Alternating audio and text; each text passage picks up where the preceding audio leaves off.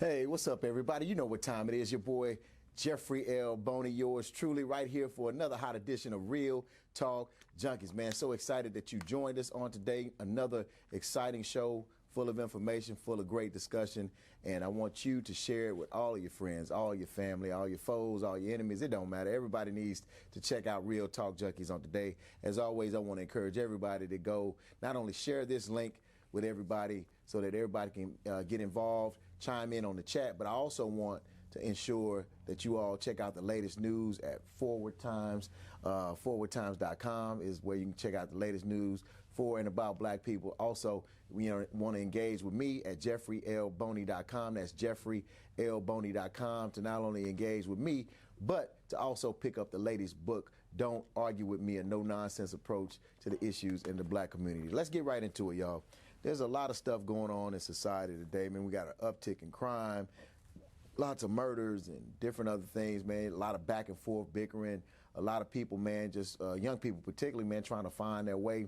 And I think that there's sometimes a common denominator that we can find in that, man. You know, a lack of family structure in most cases, man, sometimes leads to challenging situations in the lives of young people, man, and in our society and our communities, whereby we don't have nuclear families still intact today, male, female, households in the relationship in the particular household. And, a lot of people don't think about this, but you think about stuff like Section 8 housing, in our various communities, particularly in the low to moderate income communities, black and brown communities, you'll see that many of the government programs that push stuff like Section 8 housing and stuff like that, they require that if you actually are receiving governmental assistance, like say for instance you're a female, you can't have a male in the home.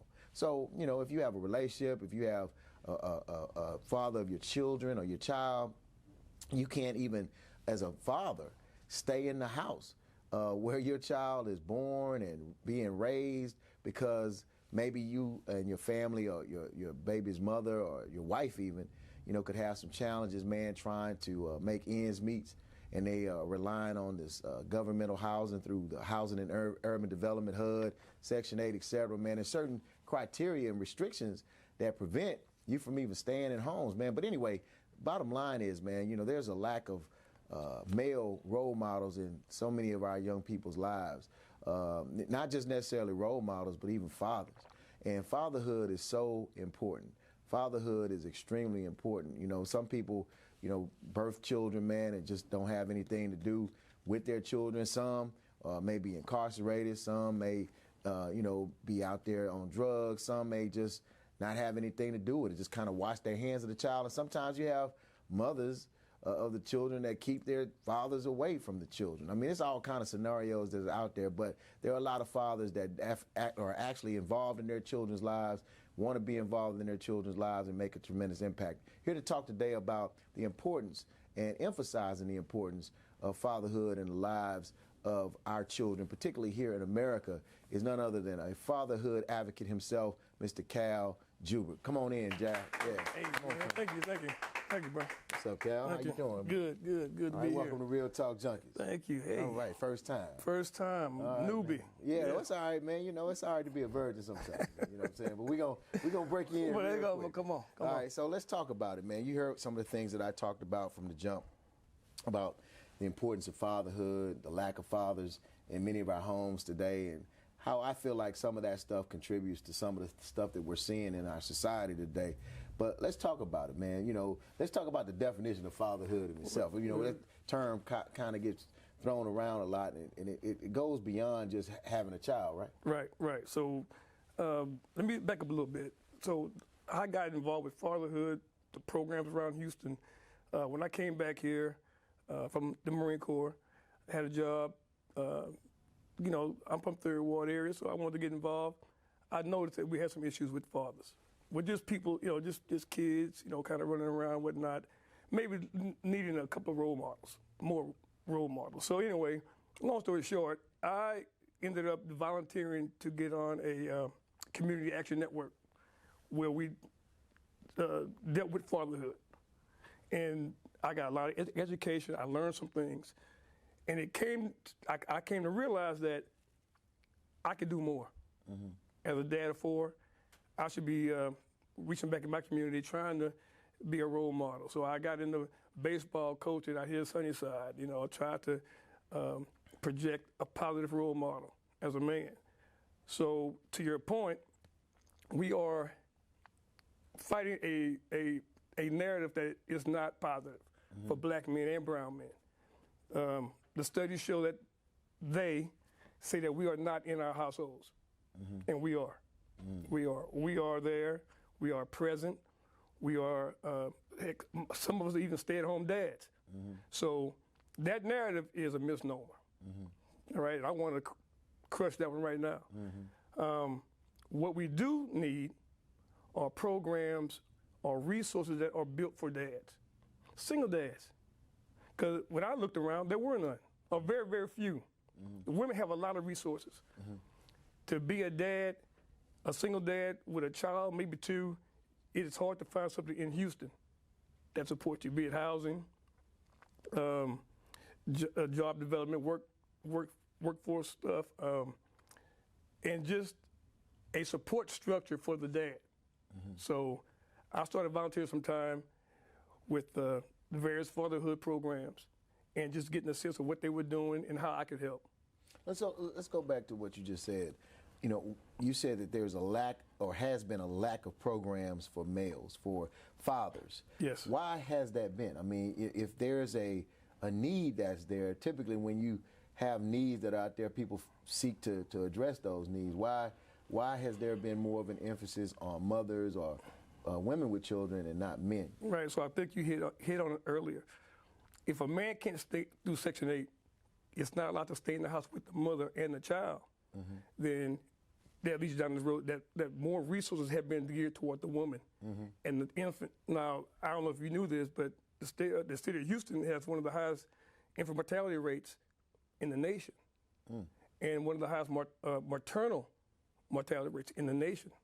Not here in Houston, Texas.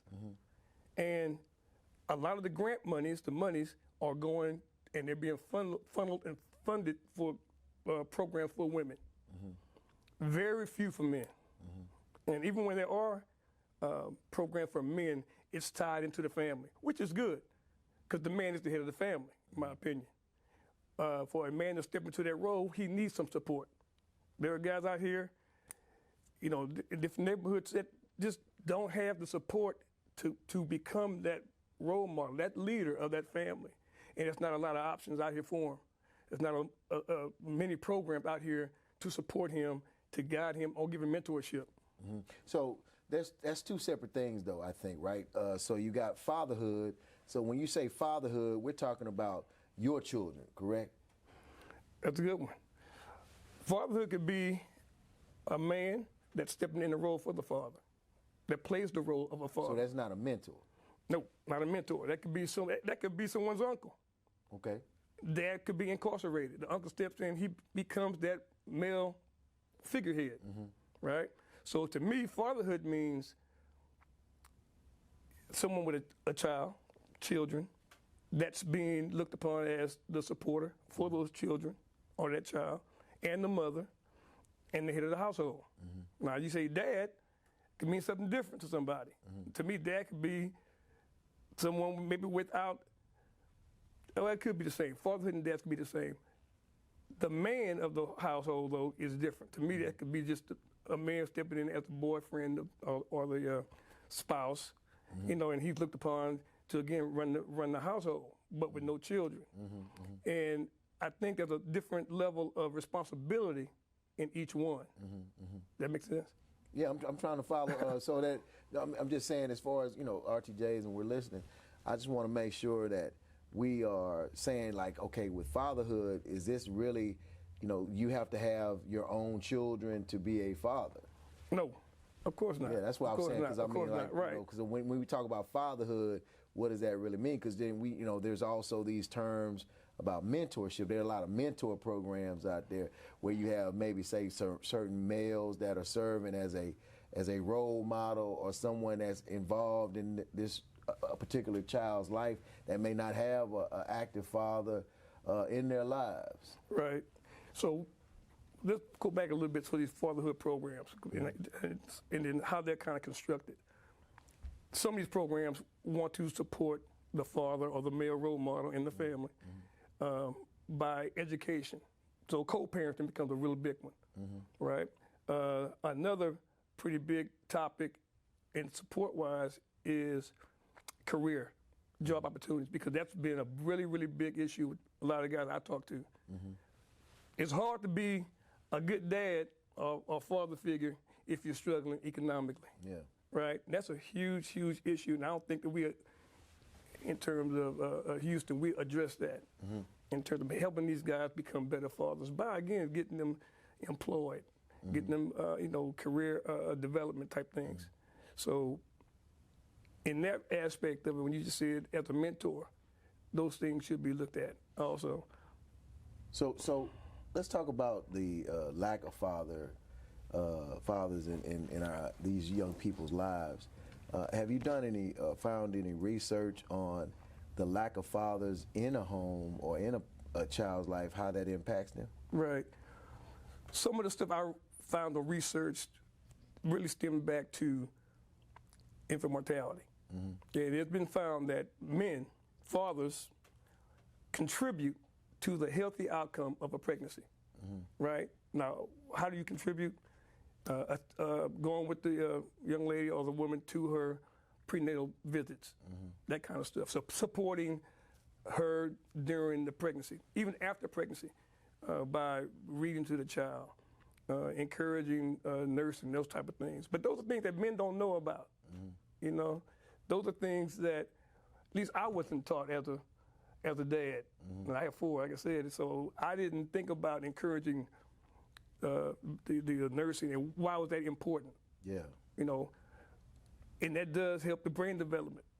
So I've learned this during my little research, you know, but now I'm understanding why it's important for the man to be there, to not only be the head of the family, but to encourage those things that will have positive outcomes for the child down, you know, from brain development to social development, those type of things. You know, I think about my life, Cal, and I think about my dad, my father, and how I actually, you know, my dad and I had a pretty strained relationship for a lion's share of my young life, you know, as a teenager particularly. And I remember as I was getting older and whatnot, you know, I had children of my own.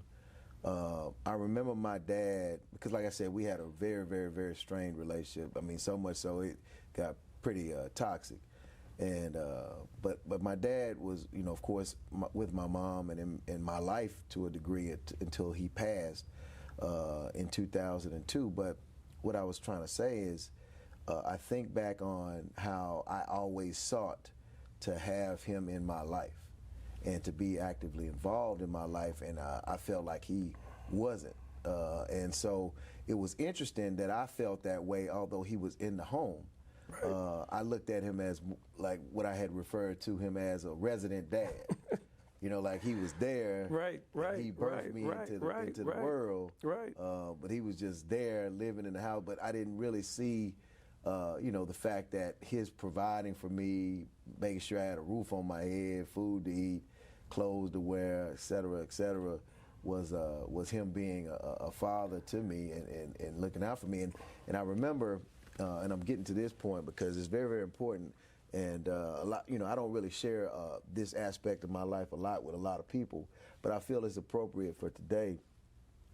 I remember I went on a cruise, and my dad was watching our children, and I remember when I got back from the cruise, my dad said to me, "Jeff, I'm proud of you in the way that you raising your children."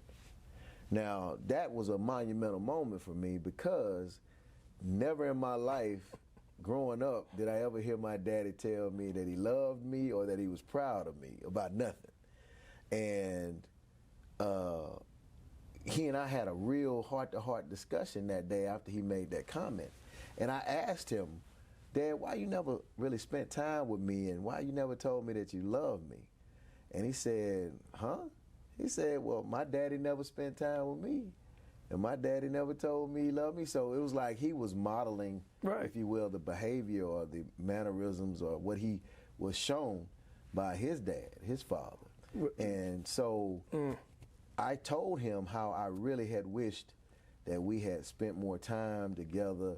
Although he was there, we weren't spending time together. So everything I learned about life, I learned from the streets. You know what I'm saying, to be honest. I mean, and so I had a father figure in the streets.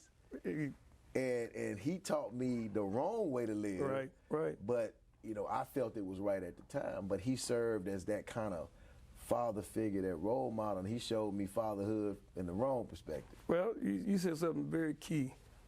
Because you can be present, but not present. You can be present physically, keep the roof over your head, clothes on your back, but you're not emotionally present. Now, I picked this up in the last couple of years because I'm the same way. My dad was in the house, but I grew up, you know, working hard. He never told me he loved me like this. But then you know, as you get older, kids, you think back, you reflect, you know better, you do better. So I try to take the things that were positive out of our father-son relationship and push that to my kids. And I didn't do it right either all the time. Maybe, you know, I grew up spanking. Hey, you know, you don't get that whipping. But to your point, I think it's generational. I think a lot of our parents just didn't, they loved us. It wasn't conveyed in a verbal way or an emotional way. It was tough love sometimes. A man had to be a man. Men work. That's how I grew up. And I can only parent how I was taught. Like you were saying about your dad's dad. So I get it, but the more I'm learning, you know, and to talk to some of these young guys who have these children, and I'm telling them what my mistakes were, or what I got from my dad, say, man, if I had to do it again, I might have done it this way. Tell my children I love them a little more. Be more present, right? Being a military guy, I was gone. I didn't think about what they were doing. The moms got them. I'm doing what I got to do. I come back and just jump in. It was my way. No. I should have looked at the dynamics and fit myself back in instead of just taking over. But as I'm learning this stuff, man, this being present is a key, and not being present in terms of emotional presence has a very, very profound impact on these kids. And I see it. When I'm out here inside with baseball or whatnot, you can tell a difference with the people, you know, but they have somebody around them all the time, giving them hugs and tell them I love you, son, and whatever. You don't hear a lot of it, but when you do, that child is different. You know, and I think about, you know, a lot of my partners that I grew up with. You know, some are deceased, some are locked up, some are still out here, you know, being them doing they thing, but, you know, living life. But I look at the fact that out of all of my homeboys, all of them, I'm talking about 99.9% of them, dad was not in the house. They did not have a father in the house. They was raised in a single family household. Now, most of their dads, they knew where they were. They knew their dad. Their dad wasn't absent from their life altogether, but they wasn't together as far as the mother and the father. And so they grew up being raised by, you know, all women. Yeah. And, you know, and I was always at their house or hanging out with them, so I knew their situation. And here I am, you know, I got a two-parent household, but yet, you know, although my dad was there, he really wasn't, you know what I'm saying? So I was longing for that fatherly advice, fatherly love, fatherly, you know, guidance. Right. And, you know, I never got that. And I expressed that to him before he passed away, to which, you know, we had a real good mending relationship. But just, I think about what my life probably could have been, or maybe the landmines I could have avoided stepping on if I would have gotten that present, involved, engaged, you know, fatherly advice, and I don't want to blame. No, yeah. But no. I'm just saying that I think about that. That's the reality. And I think about what we're experiencing right now as a society, even more so now because, back then, you had some fatherlessness, but it wasn't as profound. That it is now. As it seemingly is now, because you just have a lot of. But this is something, and the young men I meet, talk to, work with, I ask them a couple of questions. One is, where do you go as a man to just let some steam off, just to relax? So I listen. They say, well, I got some homeboys I hang out with over here or whatever. I said, man, we go to the barber shop. That's where I used to love to go as a kid. All my friends would be there, and their dads would be there. I would get more information at the barber shop than I would from my dad a lot of times because people talk about a lot of different things. And I try to tell these young guys, or dads in general, say, look, we got to create a safe space for us to talk about this kind of stuff. And we bond as men. We share stories as men, and we learn from each other, good, bad, or indifferent. I think that if we had more of that, I think that would help take the place of the mentors and the role models, because they know, hey, I meet these guys every 2 weeks at Good Looks or down at the wing quarter, wherever. Or we're gonna have wings. We just gonna talk, and I can open up, because you don't get these stories just passing by. You just shared one of your stories, and what you don't normally do. But this is what happens when men get together. We start finding these connections. We start opening up. We start feeling comfortable, and then I can be vulnerable with you, which is something I never have. I hate saying it because vulnerability is weakness to me. But I have learned that that's not necessarily the truth. Vulnerability can be strength if done in the right space. And you can't have you can't talk about this stuff around your wives or your girlfriend sometimes. You got to be amongst men. And I think that's one of the things that we missed that I'm going to try to institute more of, at least in Third Ward. So what are the challenges with, I guess, trying to create those safe spaces? I mean, it's just not organically happening. It has to be intentional. Yeah, so there are a lot of good fatherhood programs out here. Healthy Start, Avance, the Pelchin, right? And My Brother's Keeper with Brandon. What we're trying to do is create a network, and then we would use that network to create these safe spaces, and it's intentional. Go to the Third Ward, Multipurpose Center. We could go out in the Fifth Ward somewhere. We can go and find us where we can get together and make it an event with a purpose, and let it just grow organically. Right? It might start with 10 people, but the conversation could be so rich and so deep and so rewarding. They tell 10 people, and you build on that. I think that's what's got to happen, without any being deliberate or intentional, and really trying to pull these men, not gonna be dads, just men, together. Hey, look, man, we got to do something for us to help us, because we can't stay with our moms to be Section 8. We're struggling with our economics, our jobs and whatnot, and we have contacts. There's no way in the world I should not be sharing my contacts with these other young men. And, trying to really help them, because that could have been me. If I had my dad there kind of steering me in the right direction from time to time. So that's what I would say. I think we need to get out here, tap into these fatherhood programs, and make them work for us. So when you had your first of 4 children, tell me about that experience as far as, like what. And look, I got 1 girl and 3 boys. Okay. So my girl's my oldest, and she was my daddy's girl. Yeah. But how did that change your view of the world, your life? You never had been a father. Right. So let me tell you how it changed my view. It happened when she was 9 years old. I was stationed in Hawaii, I believe, and 9 years old. And I'm watching the football game. I hear her mom talking, and mom said, "Go take your dad." Tell me what? She started her cycle. Okay. 9 years old, 10 years old, roughly. Okay, my whole mindset changed. You know, and then again, now through my research, women can start having babies at 10, 12 years old. I didn't know this.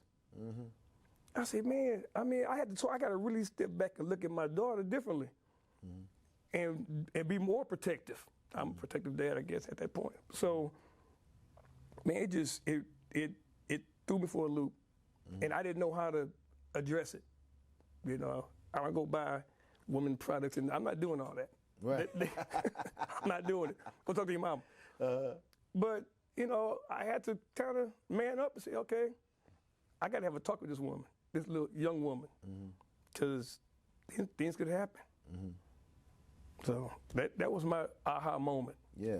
To be honest with you. But let's talk about her birth, though. You know, she's the oldest. Let's talk about, you never been a father. Never been, okay. You know what I mean? You want to go there? Now you got this little bundle of joy in your life, your first child. Didn't know how to hold a baby. Didn't understand how to put them down to go to sleep.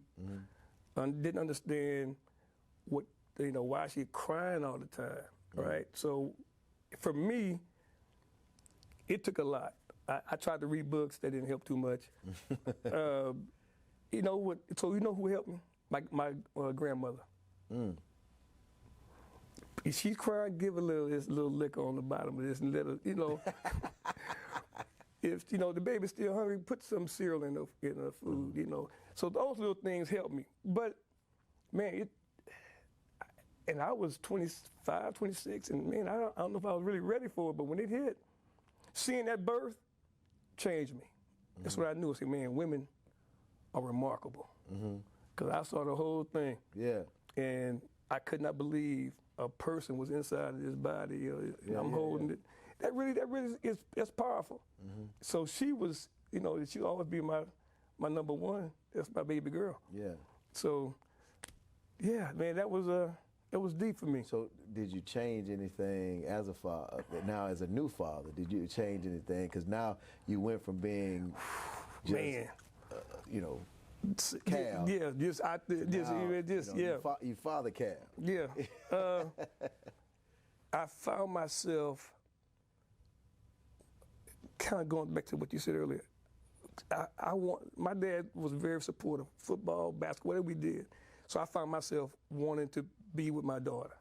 I wanted to do the things I thought I should have seen to her, be around. What you mean by that? Just be present emotionally with her.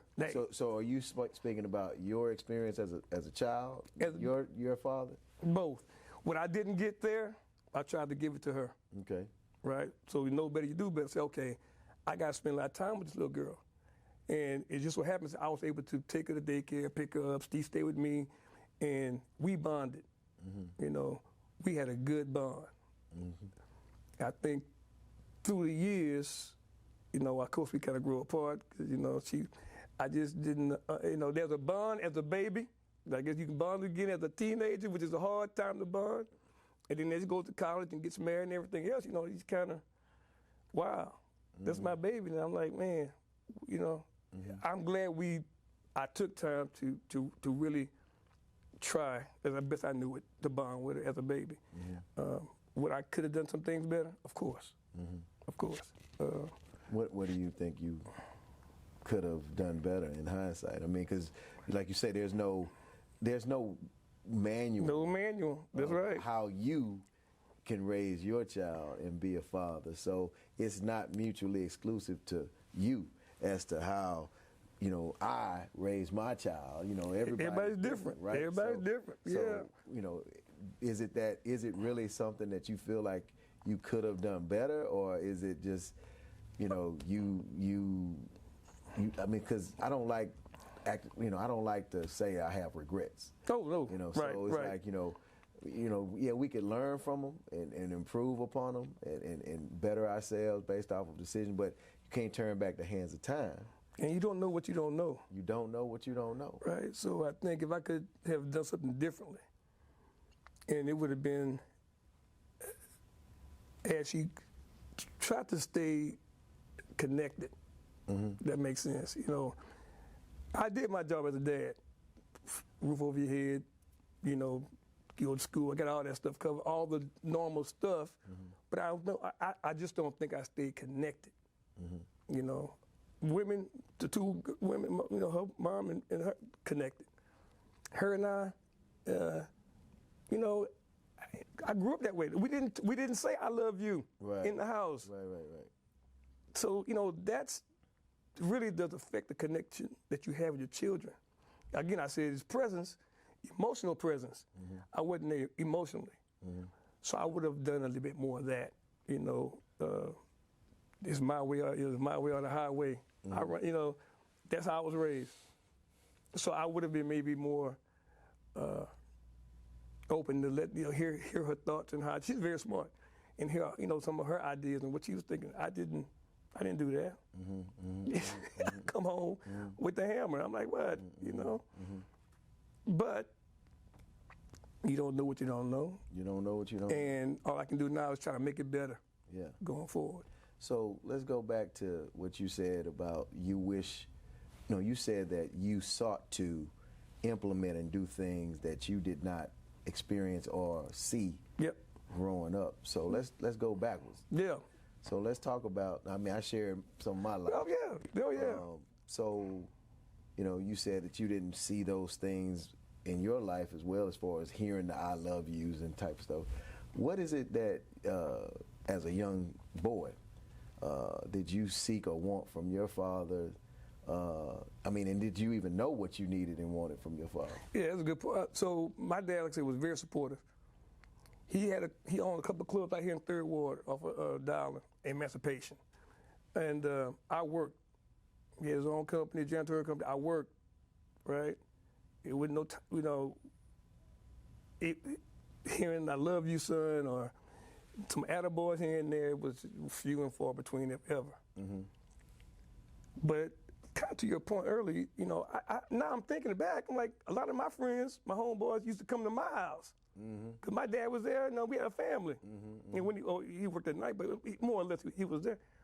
And I think they thought I had a great life. I'm like, man, I thought I had a hard life. I'm like, man, I'm working every day. I'm working at 8 years old, I'm buffing floors. And you said 8 years old? 9 years old, I did buffing floors, cleaning up out here with, you know, just working. Yeah.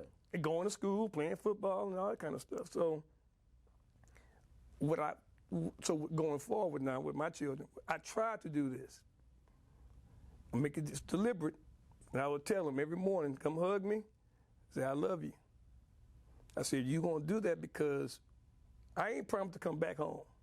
And you aren't either. So at least the last thing you heard me say to you was, I love you. You're doing a great job, son, or daughter, whoever. So that's what I didn't get as a kid. I think I would have liked that. I don't know if it would have changed me. It would have affected me differently, of course. And that may have affected how I raised my children. So, you know, man, we all got some good stories. Yeah, oh man, trust me, I got some. You know? But see, this is what these safe spaces or these men support groups, what we gonna call them, barbershop talks, whatever. This is what it should be. It's a give and take. It's learn from you. You learn from me. I take something from what you were talking about. You know what? Now I got something to think about. I talk to my children again. Hey, I got grown kids. Hey, y'all have babies. You might want to think about this is what I did wrong. You might want to think about this. Yeah. You know, we can share these stories and learn from each other. And I think a lot of young guys, especially the young dads. And I think that's the key, because you used a word earlier, generational. I think sometimes from generation to generation, stuff gets passed down.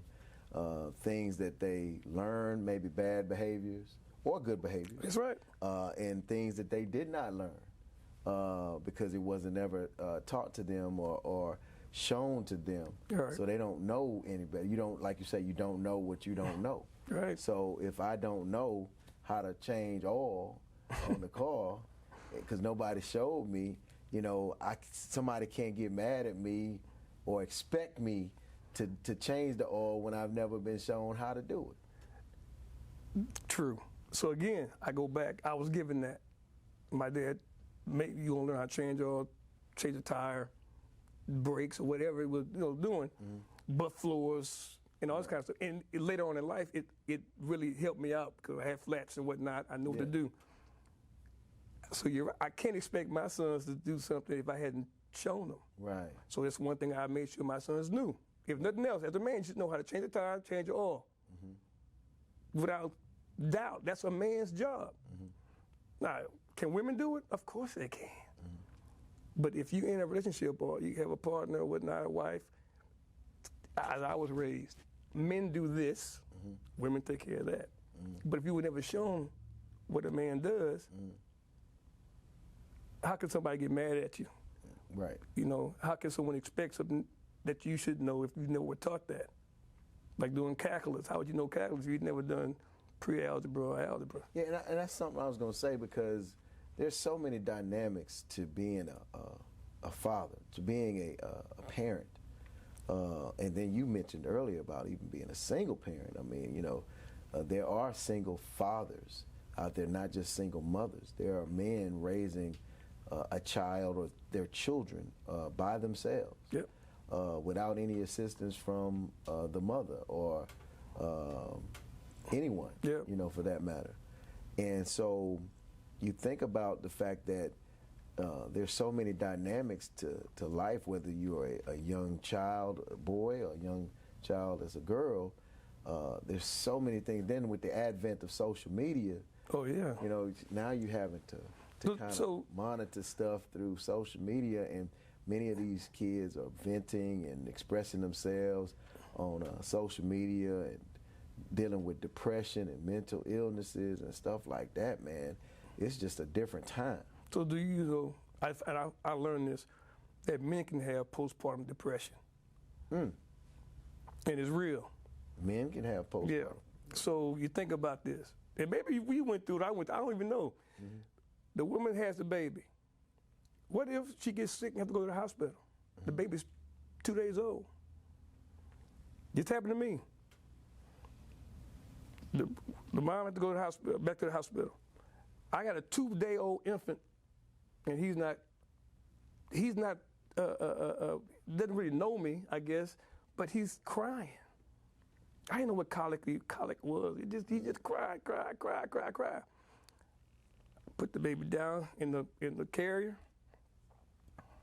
I went outside and just screamed. I didn't know what I was doing wrong.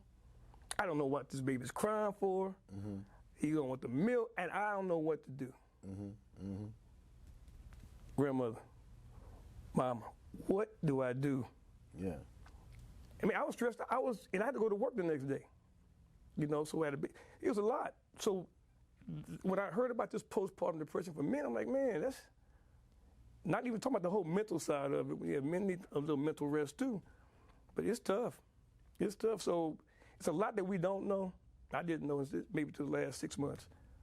Reading it and going and talking to people and researching and going to talk to, doctors and whatnot. It's real. This is real, man. And men, we get shoved to the side. You go to a prenatal visit with your wife or your girlfriend or whoever, the doctor's talking to her, not you. You just sitting there. They don't talk to you. Aren't you part of this? Well, you should be. Hey, she couldn't make it by herself, right? This is a family type of unit. This is a family. The doctor should talk to both parents and get questions. I've seen it. I have guys tell me all the time, hey, man, I went to the prenatal visit. The doctor never talked to me. I could have been there or not been there. Why go? I say it's important that you go, but you got to know why you're going, how to ask questions. So, as I'm learning through some of these programs, these fatherhood programs, they give you little pamphlets to talk about, and you can, okay, I should ask this question. Now, what happens if she's bleeding? Or what happens after the baby's born? What's a placenta? I mean, what's going to happen? You don't know. So I've learned a lot. I try to take my knowledge and spread it out to other guys I meet and my own sons. So you talked about earlier, because there's different phases of being a father. You talked about the baby being born and being an infant and toddler, and you got the teenage years, crazy years, and you got the college years, and then if they go to college, then they got college, military, or just going away. Adulthood, adulthood, and then as you're older, there's a lot to being a father. And it's not a perfect road. At least, let me speak for Jeff Boney. I mean, I can just tell you, I haven't been a perfect father. I know most of you probably think I'm perfect. Right. But I'm far from being perfect, man. And I just think back, you said about things that you could have done better or maybe would have done differently. And we can always, like my daddy would say, if was a fifth, we'd all be drunk. Yes, right? sir. So, it's like if then statements are always going to be applicable. If I would have done this then, maybe this would have been different. But we can't turn back the hands of time. We can't, be like Superman, when Lois Lane died and just go around the earth in reverse so we can turn back time. Yeah. This is a real everyday moving forward life that we're living, and we cannot stop time. We can only learn from our mistakes, our experiences, and try to make things better. And I think the key that what you said just a second ago is to pass it along to other people. And so you talked about these different programs and organizations that are out here that do those types of things, but some people may not, especially men, you know us, we may not feel like we need some help. Exactly. We'll just figure it out on our own, or try to figure it out on our own. But I think that many times, because we don't have a lot of support and assistance, we tend to run away. Yeah. And we tend to try to kind of wash our hands of the situation because we don't want drama, we don't want controversy, we don't want, to face the music in many cases. Think about it this way, and we all do this as fathers. You're gonna face it one way or the other. You spend time with your child, then they just run out there, they get in trouble. Mm-hmm. You're gonna face it that way. You spend time with the child, things happen. It's a positive outcome. Mm-hmm. You can be a grandfather and engage with your grandchildren, or you engage more with your children, right? Like you, not perfect. And I got a lot of things I could do better and still trying to do better. Mm-hmm. But I do realize that if we don't, as a collective, black men especially, figure out and be deliberate about getting these young men, young dads together, be it a mentorship program, fatherhood program, what do you want to call it, and start to share, just amongst us, we'll need women there, we just do us, and I think that's the greatest. It's like, they talk about how, our ancestry would be around the tree talking and giving that wisdom. That's what we should be doing, mm-hmm. right? That's what these fatherhood programs should be centering on, passing wisdom from our generation to the next generation. Yeah. Keeping it, and then, hopefully don't lose too much. Yeah. We're going to forget some things to bring the positive stuff forward, and try to help, because they make mistakes too. I got young guys right now I know personally, single dad with a daughter, 3 years old, I believe. And when he got here, there's nothing in Houston that he couldn't find a resource for housing. He's single. It said single parents come over here, we'll help you, but they meant single moms. Mm-hmm. Now, what do you tell this guy? And he's trying to find a job. He got to get WIC. He's got to get all this stuff he needs. And I'm trying to help him really find the resources for him. Hey, man, go over here and talk to WIC over here, go here. But this dude's struggling. But that's interesting because you talk about WIC. WIC stands for Women, Infants, and Children, not men, infant, and children. There you go. How do you qualify for WIC if you're a man? So what he'll do is go get the woman involved. But what if the woman's not involved? What happens? You better go get snapped or something else, man. That's what I'm saying. You in trouble. To your point, is like there's nothing. there's some modifications, some gaps, that we need to resolve, so as to help, because at the end of the day, it's about the child, it's about the children, and circumstances happen, and the majority, I'm sure, of single parents are women, but there are single fathers that are out there, and they shouldn't be excluded either. I'm very excited about the programs and the mandated programs that are being introduced now to our beloved fraternity, Omega Psi Phi Fraternity Incorporated, RU. And there's a fatherhood and mentorship initiative that's now going to be a mandated program for us. Now, this is stuff that we've already been doing as an organization, various chapters, but now this is going to be a nationally mandated program, an initiative for us to actually focus on fatherhood, the importance of that, and emphasis on that, and prayerfully, hopefully, getting the directed resources to us men who are fathers or future fathers who need it. Yeah, I think there's a lot of grant monies out there that are being targeted, focused to fatherhood and mentorship, because it's needed greatly. And I think our fraternity has tapped into some of that. So I'm hoping to be involved with that also, in connecting some of those groups of chapters to these fatherhood programs, to work as a collective, make a collective impact out here. You can't do it by yourself. Right. I need the jail bonies out here, giving us a platform. And then next time I come back, I'm going to have a platform ready with, hey, on this day, this time, I want to see 50 guys out here. We're going to have a barbecue. Just for that, just for me. Just hang out, talk a little bit, and then try to find out what's going on in their lives and where we can help them. And to show them where those resources are, the few that they may be, but show them where they are, and really try to help this next generation really, come up, sustainably. Just get on their feet. Yeah. And let me ask you this question. In looking at, the RTJs out there that are listening, the question that I have is, say you got a father that's out there, man, that hasn't been involved or engaged, that may not have been the best father, that has a teenage child or a young child that they're trying to build. They want to be a better father. Right. They just don't know how. They don't know where to start. What advice would you give that individual, that father? I would tell that young man, hey man, here's 4 different programs. Healthy Start, 4. Healthy Start, My Brother's Keeper, Avance, and the Pelton. Hey, look, some great programs in there. I know the contact. Go do it.